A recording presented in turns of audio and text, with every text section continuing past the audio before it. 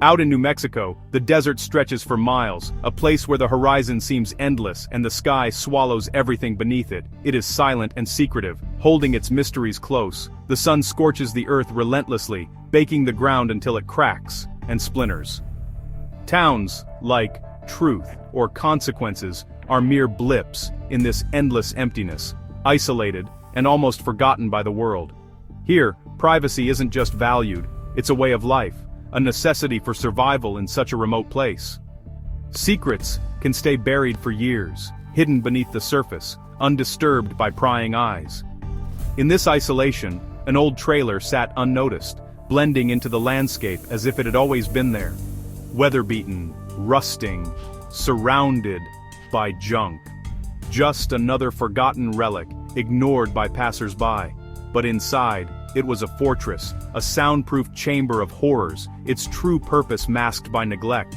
The trailer wasn't a home, it was a workshop for nightmares. Its windows sealed, its doors reinforced, every detail designed to keep the outside world at bay. It was built to keep the world out, and its secrets in, hidden from even the most curious onlooker.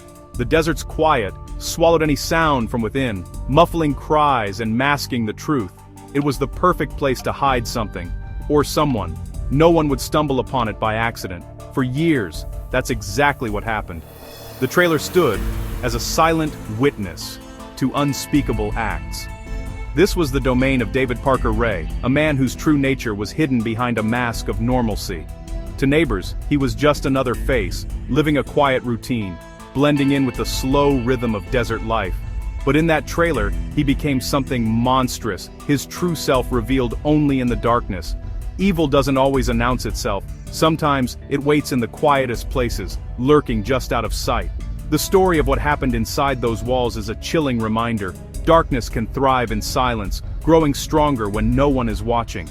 The desert kept its counsel, holding on to its secrets as the stars wheeled overhead. And the trailer kept its secrets, locked away from the world for far too long.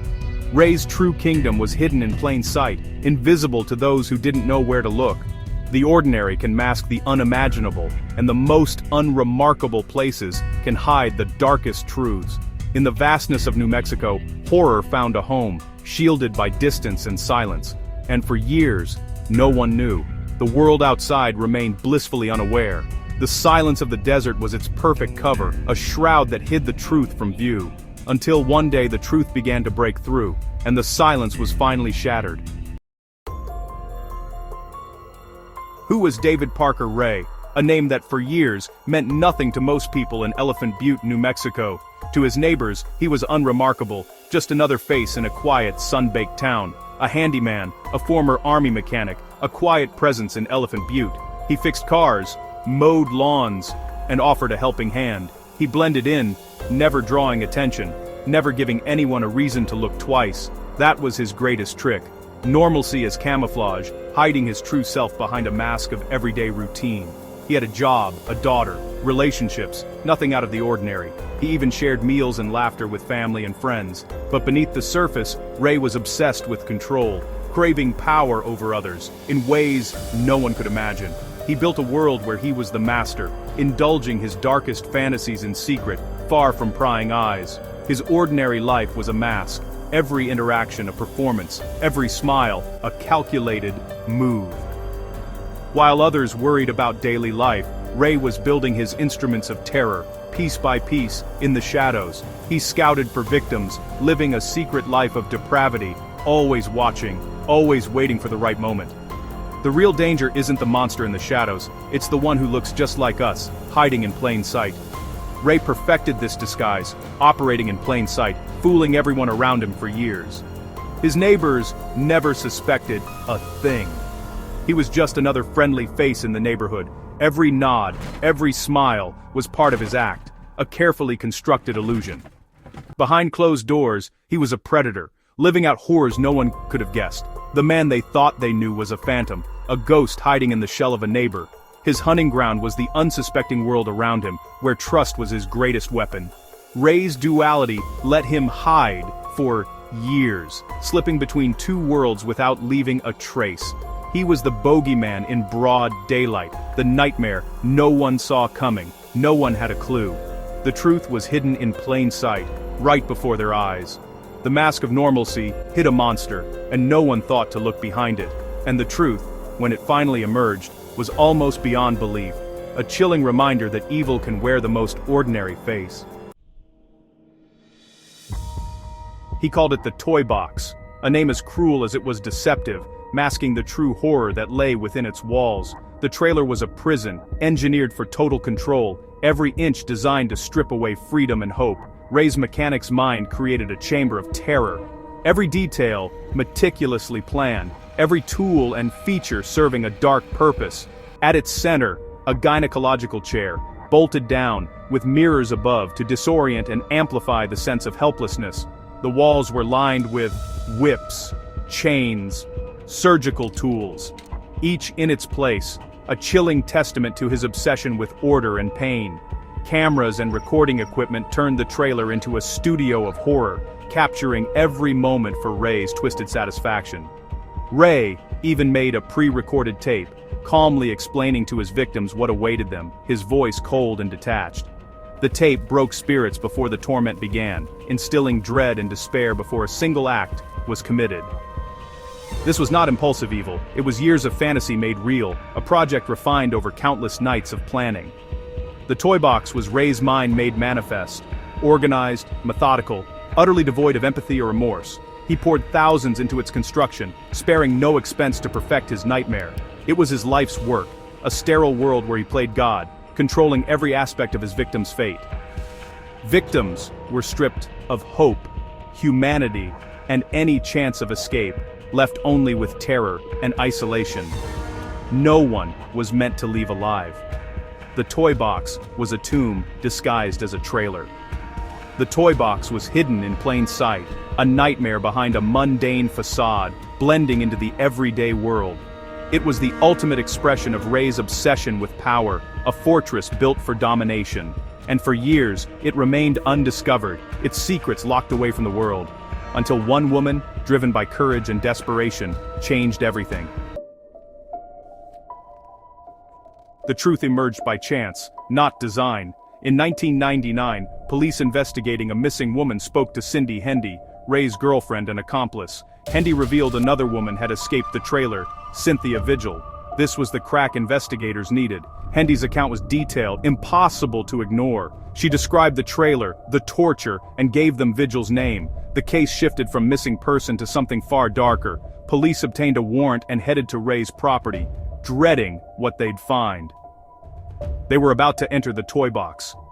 The silence of the desert was about to be shattered. Investigators braced for horror. What they found would haunt them forever. The hidden world was about to be exposed. The desert's secrets were finally coming to light. Cynthia Vigil was never meant to survive. In March 1999, she awoke in the toy box, naked, chained, and forced to listen to Ray's chilling tape. For 3 days, she endured unimaginable torment. Ray believed she was broken, another victim lost to the desert. But on the 3rd day, he made a mistake. He left Vigil in the care of his daughter, Jessie, and left a key nearby. Cynthia convinced Jessie to unlock her collar, a desperate gamble that paid off. The moment she was free, Cynthia grabbed an ice pick, fought back and ran. Naked, bleeding, collar still on, she fled into the desert. She found a nearby home, begging for help.